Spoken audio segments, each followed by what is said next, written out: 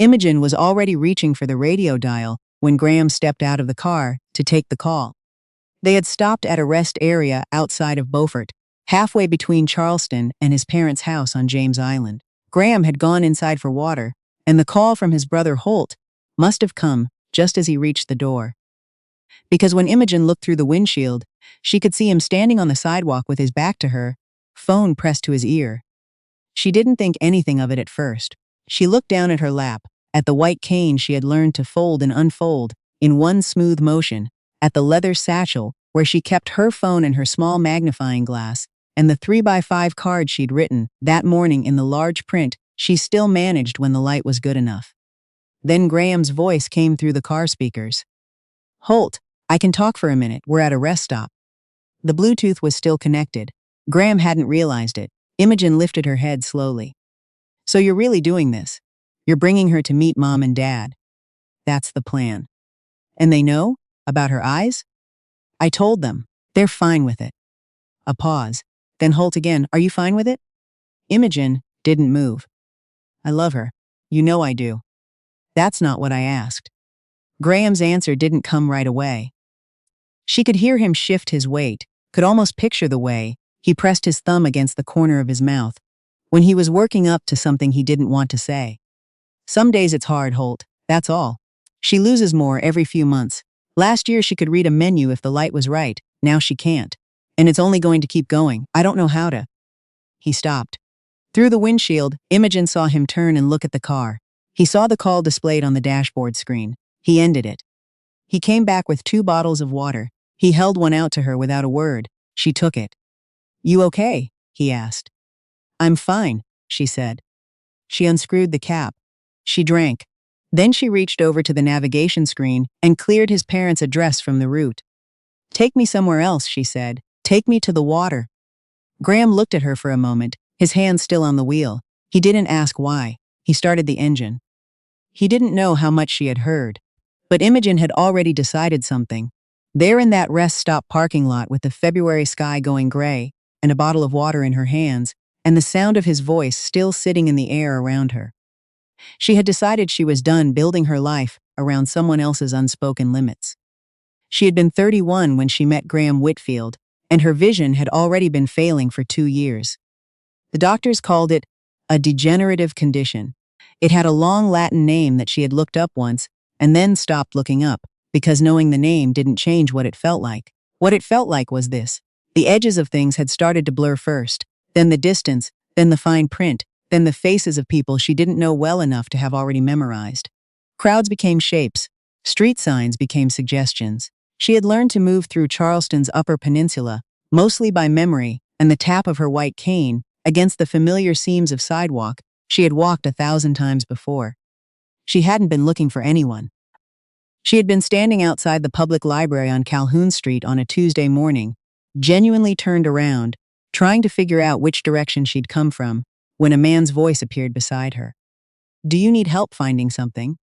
She almost said no. She had made almost a habit of saying no. But she was turned around, and the cane wasn't helping, because she'd already walked past the corner she needed twice, and the bus she had to catch left in 8 minutes. So she said yes. His name was Graham. He was an architect, he told her, while walking her to the right corner. He said it the way nervous people sometimes say their job, filling silence before he could think of anything better. He had a younger brother named Holt. Their parents lived on James Island. He had moved to Charleston 2 years ago from Atlanta for a project that kept becoming the next project. She hadn't asked him any of this.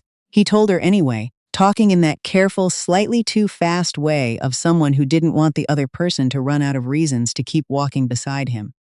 She caught her bus. She thought she would never see him again. She ran into him at the same library 4 days later. He was picking up a book on coastal architecture he'd requested. He recognized her voice first, before he'd even turned around completely. They talked in the checkout line. They kept talking on the front steps. When Estelle, Imogen's aunt, called to ask when she'd be home, Imogen said she'd be a little late. Estelle had raised Imogen since she was 14, after Imogen's mother died. She was 63 now, sturdy and plain-spoken, with a habit of making extra food and leaving it on the counter without mentioning it. She watched Graham the first time Imogen brought him home the way she watched everything. Quietly, from a little to the side without giving much away. He offered to carry a case of bottled water from the front porch to the kitchen. Estelle let him. She watched where he put it, whether he asked where it went or just chose a spot. He asked. He's polite, Estelle said after he'd gone. I know, Imogen said. Polite isn't the same as dependable. Imogen didn't answer. She already knew that, she just didn't know yet which one Graham was. She found out slowly, the way you find out most things that matter. He started coming by on Saturday mornings with coffee, and no particular reason. He learned which intersections Imogen hated, the ones where the audible crossing signal was too quiet or timed wrong, and walked her through them without making it obvious that he was managing it. He didn't talk too much about what her eyes could or couldn't do. He talked to her the way he talked to everyone else, like her opinion on a thing was the thing he was actually interested in. She told him once, sitting on the steps of the Gibbs Museum on a warm afternoon in October, that before her vision had started going, she had studied art history, that she had written her undergraduate thesis on American realist painters of the 1930s and had spent years wanting to see one particular canvas, a large oil painting by a woman named Henrietta Shore, held in a museum in California, before she lost enough sight that seeing it properly would no longer be possible. Graham nodded slowly. Then we should go, he said. She gave a short laugh. It's not that simple. He opened his mouth, then he stopped himself. I know, he said. I know it's not. It was the right answer. She remembered it for a long time afterward. 4 months into knowing each other, something else happened that she remembered even longer. Imogen's mother had sung folk songs. Old ones, the kind with no known composer, passed from one kitchen table to another for 100 years, without anyone bothering to write them down. There was one in particular, a sea song from the Carolina Low Country, that Imogen had been trying to find a recording of since her mother died. She'd described the melody to music librarians, folk archivists, people in online forums who were passionate about regional traditions. No one could identify it conclusively. One archivist thought it might exist on a private recording made by a folklorist in the early 1970s, but the recording had never been commercially distributed, and most copies were likely gone. She had told Graham about it once, in passing, while they were talking about her mother on a drive back from Sullivan's Island. She hadn't asked him to look for it. She had simply described the shape of the melody as best she could and moved on. 3 weeks later, he knocked on her door on a cold Saturday morning with a paper bag and an expression she couldn't quite read. Inside the bag was a vinyl record in a plain sleeve. The label was handwritten. The name on it was a folklorist from the Beaufort area, with a recording date of 1971. I can't promise it's the right one, Graham said. He was holding his jacket in front of him with both hands, the way he did when he was uncertain. I found it at an estate sale in Mount Pleasant. The woman running it let me play it on her turntable before I bought it. I couldn't recognize the melody myself because I didn't know what I was listening for, but the title matched what you described, and the region was right, and I thought, she had already taken it from him. Her hands were shaking slightly. She didn't notice until she felt the sleeve rattling softly against her palms. They played it on Estelle's old turntable, the one that still worked if you pressed down on one corner of the lid while it spun. The recording was scratchy and dim with age. The voice a man's where her mother's had been a woman's, the guitar slower than the way she remembered it being sung. But the melody that came through the static was the same one Imogen had been describing for 17 years. The same shape. The same rise at the end of the second phrase, the same place where her mother had always paused before the last line. She sat with it for a long time. Graham sat in the armchair across from her and said nothing. How long did you look? She finally asked. A while. He picked at the seam of his jeans. The estate sale woman thought I was going to walk off with her inventory. I asked so many questions. Imogen laughed. It came out watery. She pressed the sleeve against her chest for a moment, then lowered it to her lap. The label's smudged, she said. I know, I tried to clean it and made it worse. You should have left it alone. Probably. She held the record through the rest of the evening. She played it twice more before she went to bed, and both times she sat in the same chair and didn't speak, and Graham understood well enough to not speak either. They moved in together about a year after that, into a ground-floor apartment off Rutledge Avenue, with a wide doorway and good natural light and a kitchen where everything Imogen needed most was accessible from one counter. Graham rearranged 2 shelves without asking, then noticed her frustration when she kept reaching for things that weren't where she'd put them, and moved everything back. He asked before he changed anything after that. She worked from home as a medical transcriptionist. Headphones, audio files, precision. It required very little vision. It required listening, which she'd always been good at. She sent her work back before noon most days and kept her income records in a folder she updated weekly, a habit Estelle had taught her that she had never let go of. Graham's firm was growing. He traveled for site visits to Savannah, to Raleigh, to Columbia. When he was home, he was present in a way that still surprised her sometimes. Coffee set within reach before she asked. A podcast episode saved because something in it reminded him of a conversation they'd had, a description offered of the thing he was looking at through the window. If she seemed to be listening in that direction. Small habits that had weight in them, because they meant he was paying attention. But there were things he started doing without telling her. She found out about the Raleigh position when Dinah mentioned it. Dinah was a low-vision accessibility consultant. Imogen had met at an adaptive technology workshop downtown. They had been friends for almost a year, and Dinah had a way of saying useful things sideways, without looking directly at them. Must have been hard, him turning down that Raleigh position, Dinah said, over the phone one afternoon. 6 months is a long time, but it was a real step up. Imogen asked what she meant. Dinah went quiet for a moment. Graham had been offered the lead design position on a significant project in Raleigh. He had turned it down without telling Imogen. When she asked him about it that evening, he was quiet long enough that she knew he'd been waiting for her to find out. "I didn't want you to feel like you had to tell me to take it," he said. "That's not your decision to make." "I know. You decided I couldn't handle knowing. I decided it wasn't worth it." "You decided for me, Graham," again. He didn't have a good answer. He stood in the kitchen with his hands on the back of a chair and looked at the floor. And that was its own kind of answer. The conversation settled into the same uncomfortable silence that their harder conversations had started ending with. Like a window left open that neither of them was sure how to close. There was also the concert. He had bought tickets to an outdoor symphony at Hampton Park 3 weeks in advance. It was something Imogen had mentioned wanting to do since she'd moved back to Charleston. The evening came. His firm had a client emergency. He texted at 4 to say he'd try, then at 6 to say he likely couldn't make it. She didn't go alone. She told herself she could have. She sat in the apartment instead and listened to the traffic and the distant sounds from the park, and she didn't say anything when Graham came home at 9 still wearing his work clothes, apologizing before he'd even set his bag down. "I know you are," she said. She believed him. That was the honest part. She believed every apology. She just wasn't sure anymore that believing them was the same as being okay. The trip to James Island had been Graham's idea. He'd told his parents about Imogen the way he did things he wasn't entirely certain of. Carefully, in pieces, watching to see how each piece landed. His mother had asked a few questions. His father had asked fewer.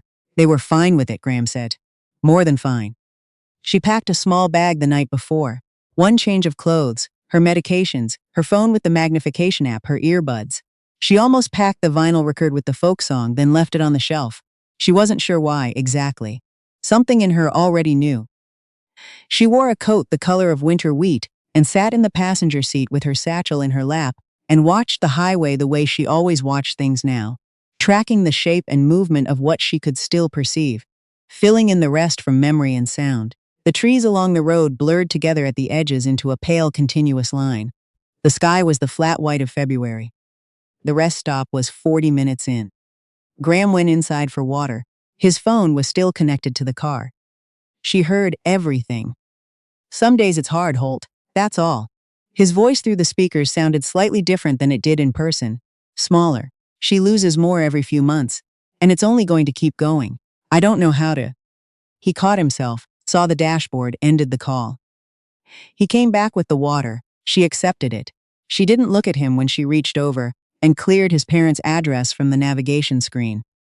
"Take me to the water," she said. He drove her to Folly Beach. The parking lot was nearly empty. The wind off the Atlantic was cold and wet. He helped her over the uneven sand path, one hand on her arm, and she let him because the ground was unpredictable, and she was tired of falling when she didn't have to. She stood where the sand was hard, and the cold water reached the toe of her shoe. The ocean made that sound it always made, enormous, indifferent, like something that didn't know it was being listened to. "I want to come back here," she said, alone. Okay, Graham said. They stood there for a while without talking. That night, back at the apartment, she set the vinyl record on the table between them. He looked at it. I'm giving it back to you. Imogen. I finished it. She smoothed the edge of the sleeve once with her thumb. Thank you for finding it. Thank you for the walks through the bad intersections. Thank you for trying. She looked at him. I heard what you told Holt. He didn't deny it. He put his hands flat on the table and looked at them. I should have told you, he said. I was afraid of what you'd think. I know what you're afraid of. I've known for a while. She kept her voice even. But I can't keep shaping my life around something you won't say out loud to me. And I can't keep letting you make my decisions so you don't have to feel guilty about what they cost you. That's not, she paused. That's not living. Not for either of us. He didn't try to argue. That had always been one of the things about Graham. Even when it was hard, he listened. He sat there and he listened, and when she finished, he nodded once and stood and got his coat. He stopped at the door. I'm sorry. I believe you, she said. He left.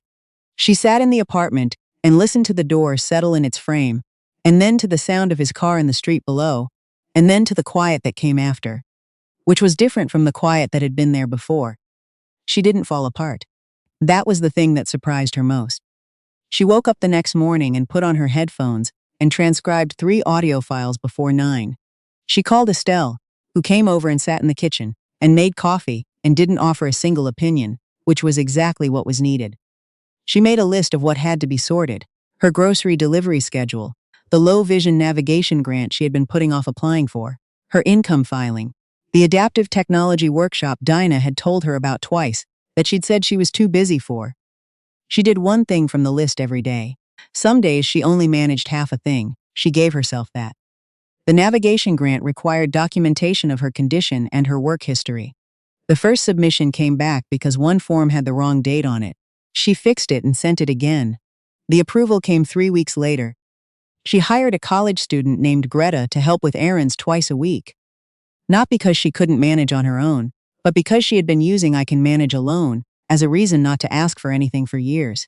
And she was trying to stop doing that. Greta was practical and matter-of-fact, and had a useful habit of describing distances and colors without being asked. It helped more than Imogen expected. She started going to the Hampton Park concerts. She went alone, with her cane and her folding chair, and the specific stubbornness of someone who has been putting something off for too long. The first time, she cried a little in the dark under the trees, and she couldn't have said for certain whether it was the music, or the fact that she was there at all, or the fact that she had gotten there herself. Probably all 3. The second time, she didn't cry. She just listened, and let the strings carry the sound out across the open grass toward her. She called Dinah after the second one. I finally went, she said. How was it? Loud. She laughed. It was exactly what it was supposed to be. The painting was harder. The shore canvas she had written her thesis about was on loan to a museum in Atlanta for a 6-month exhibition. Atlanta was 3.5 hours from Charleston by car, and she didn't drive. She found an accessible bus and train route that took most of a day. She booked it 3 weeks out. She called the museum to confirm that the gallery was fully accessible and that she could schedule time with a low-vision description guide. The museum had the service. She booked a slot. Estelle asked if she wanted company. Imogen said no. Estelle drove her to the station anyway and stood on the sidewalk until the bus pulled into traffic, which was its own kind of answer. It was raining when she arrived in Atlanta. The museum was 4 blocks from the station. The lobby smelled like stone and chilled air and the particular deep quiet of large rooms. The description guide met her at the gallery entrance, a man named Harvey who had been doing this work for over a decade and had a way of translating visual information into language that felt like touch. He described line, weight, light, and shadow, the texture of paint laid thick at the edge of a form. The shore canvas was larger than Imogen had imagined from photographs. Harvey described the scale first, then the palette. The warm amber light against the central figure's coat, the way the background darkened with just a few decisive strokes, the quality of the woman's hands and what they were doing, and what that doing communicated across 90 years. Imogen stood closer to the canvas than most visitors did. The guard didn't say anything. She could see the shapes, not the fine detail, that was gone now, or mostly gone, but the shapes and the light and the scale of it. Harvey had given her the detail in words, and the words fit the shapes the way a name fits someone you've known a long time but never quite called by name before. She stayed 40 minutes. On the way out, she bought a postcard of the painting at the gift shop, even though she couldn't read the text on the back. She held it on the bus ride home and didn't put it down. The ocean came last. She booked a rideshare to Folly Beach for a Saturday in early May, when the days were long enough that sunrise came before 6. She confirmed the return pickup. She carried her cane and her phone, and a jacket and a thermos of coffee she'd made at 4:30, while the apartment was still completely dark. The driver lowered the ramp and waited until she was on the pavement. "Do you need me to walk you down?" "No," she said. "I'll meet you back here at 8. She found the path to the water by sound first. The way the ambient noise shifted, the wind picking up off the dunes, the gull calls getting closer and more specific. Then by feel, the pavement giving way to the wooden slats of the dune walkway, the slats giving way to sand. She walked slowly. She stopped twice to let herself orient. She reached the water as the sky was beginning to change. She couldn't see the colors the way she once had. The world at the edges of her vision had softened into shapes and gradients and areas of light. But she could see the difference between the dark water and the brightening sky. She could see the horizon line getting clearer. She could feel the cold and the salt and the pull of the wind off the Atlantic, and she could hear the ocean doing what it had always done, enormous, continuous, unconcerned with being witnessed. She stood there for a long time. She thought about her mother briefly, the way she always did near water. And then she stopped thinking and just listened. The horizon went from pale gray to the particular thin gold of early morning to the clear, clean blue of a May sky opening up. She could see it, not the way she once would have, but well enough. Well enough to know it was exactly as wide as she had always believed it would be. She had wanted to see this. She had been wanting to see it for years, and she had let that wanting stay quiet and small, and dependent on the right moment arriving, the right person taking her, the right circumstances aligning.